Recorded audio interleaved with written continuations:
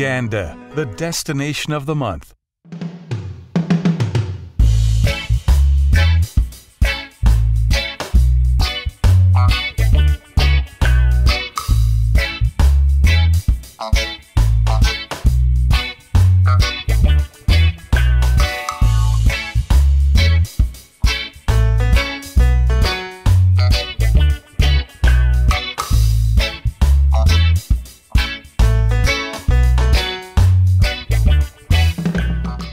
Uganda, a land of pristine natural beauty and a tourist haven for visitors from all across the world, is a perfect getaway for travelers from the Middle East.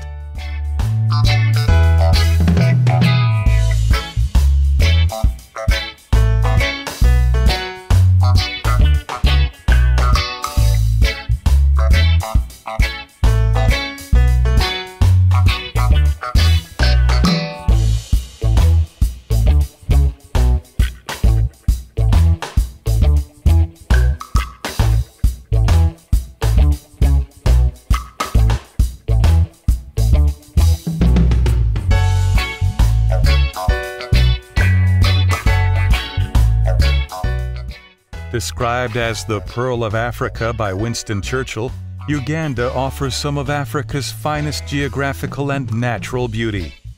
Source of the mighty River Nile and home to one of the greatest concentrations of primates on the planet, this magnificent country is a true African gem waiting to be discovered.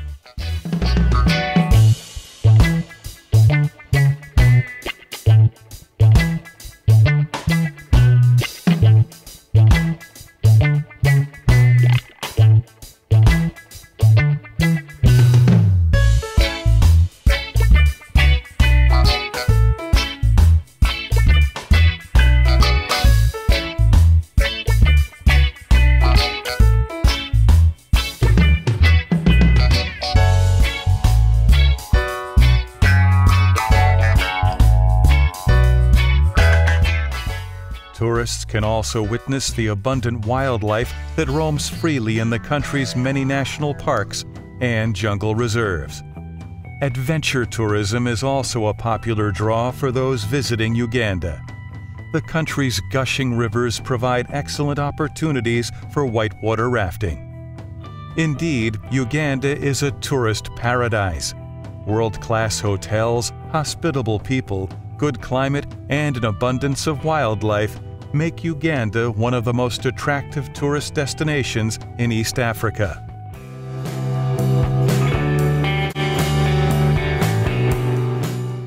Just a 5-hour flight from Dubai and other GCC countries, Uganda is fast emerging as a popular destination for travelers from the Arabian Gulf region. Direct flights from the Middle East region to Uganda have improved air connectivity, which in turn has led to an increase in the number of tourists traveling to Uganda from Middle East countries like the United Arab Emirates. Your Excellency, thank you for the time and taking the time to do this interview with us. Uganda has been emerging as a popular tourist destination for Middle East travelers. What, in your opinion, is the reason behind this? First of all, thank you. It's nice to see you again. Uganda is the pearl of Africa, and the pearl is shining. And it's beginning to be shining more and more as each year goes by, after years of turmoil. So, why does everybody want to come to Uganda now? First of all, because we promote ecotourism. Secondly, the weather in the Gulf region from the months of May to October are not for human beings. It is 105, 108 degrees. So what other paradise would you want to go to in 4.5 hours and land at Entebbe, see the beautiful lakes, have wonderful 29 degrees, which we have all year round, sunshine, and then you can do nothing, just enjoy the air and green and go to Kampala or stay in Entebbe, or go and see the wildlife or see the crocodiles on the River Nile or take a boat trip on Lake Victoria. Everything can be done within landing of 2 hours, or you can take a safari and go further north, see the beautiful Murchison Falls. You can go west and see the gorillas and do some trekking. We have some really nice hotels, comfortable. And don't forget, we are in the jungle. So, you know, one should not expect what you have this wonderful Dubai and Abu Dhabi where you have these beautiful 8-star lodgings. You have to be in a quiet place, not make noise so we don't scare the animals away. But you can see at night, you can see the elephants walking around, the hippos can chase you to your room. It's a beautiful experience, and what more do you want? It's paradise. Uganda currently has 1.4 million incoming tourists from all across the world.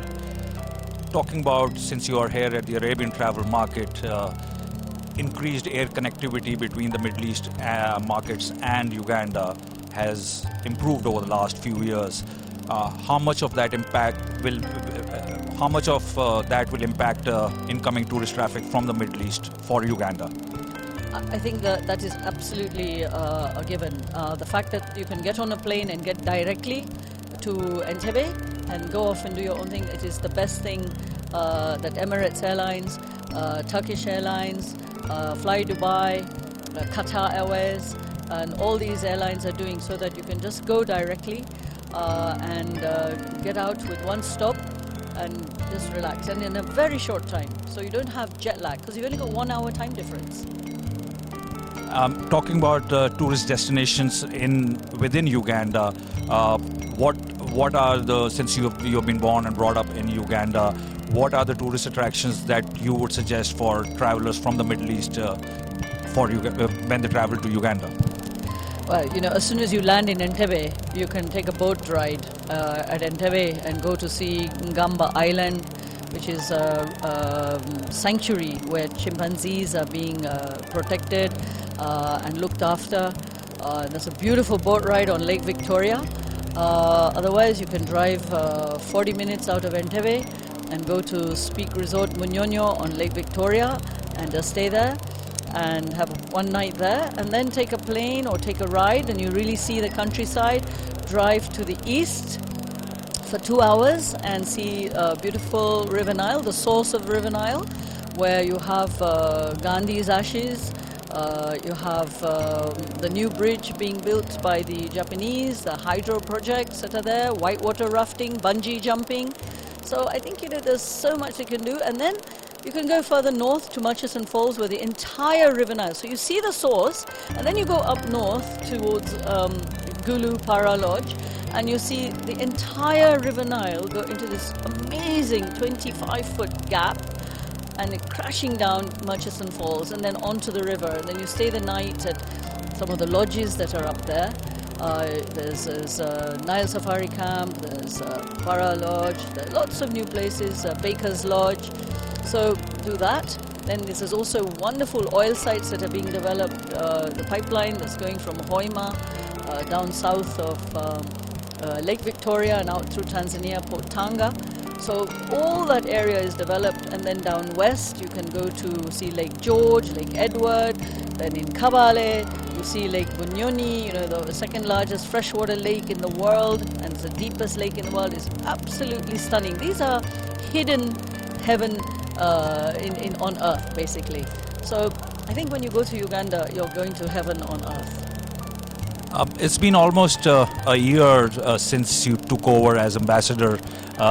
It's going to be almost a year soon since you took over as ambassador of Uganda to the UAE, and you've been known as a very proactive ambassador, and you already led a couple of delegations from here to Uganda. What is your embassy and Uganda Tourism Board doing to promote Uganda in the Middle East markets? If there are any new promotions that are coming up, would you be able to tell us about those? First, I think we're really trying to get the message out to everybody that, as I said earlier, the weather is just spectacular in Uganda. When everybody here goes to Paris, London, New York, Gold Coast, try our pearl of Africa. It's beautiful. So that's one. So we're really trying to get that message out. Two, it is very near, so it doesn't take long to get there. Three, as an embassy and as other countries, we're also looking to tie up with Dubai Health Tourism to see how we can work our promotion with identifying issues that Uganda has, or that the Emiratis and the people living here like yourselves and other people, that for health purposes you could actually come where you don't live in air conditioning at all for 24 hours a day. So these are some of the things that we're trying to promote. So people begin to realize that in Uganda you enjoy the air as it is, as President Museveni would say.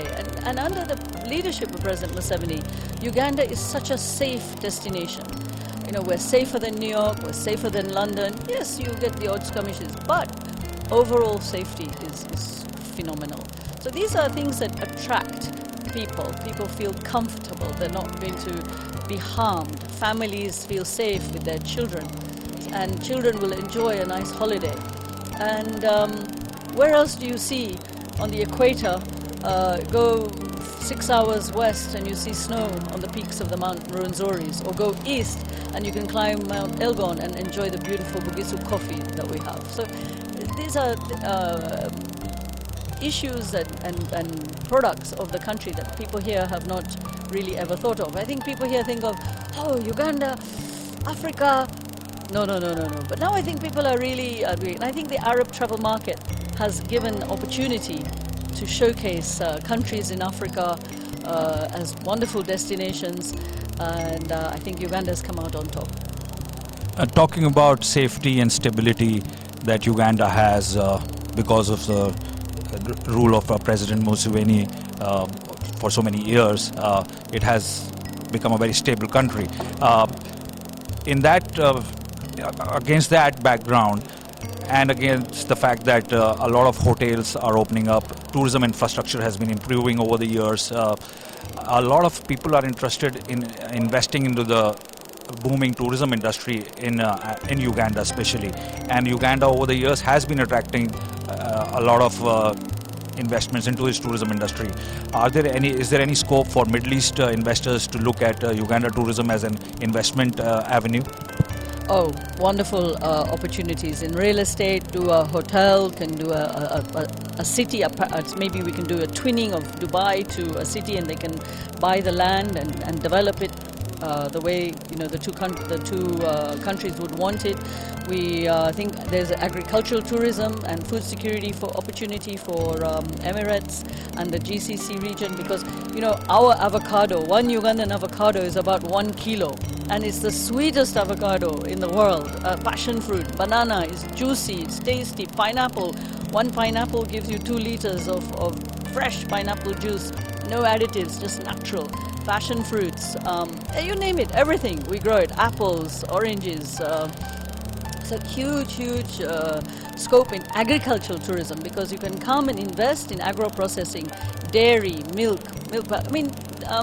I know that there's a company in Emirates called Al Rawabi and Al Ain, who also, whilst they have cows and they're doing an excellent job, but they also have to import milk from other countries and poultry.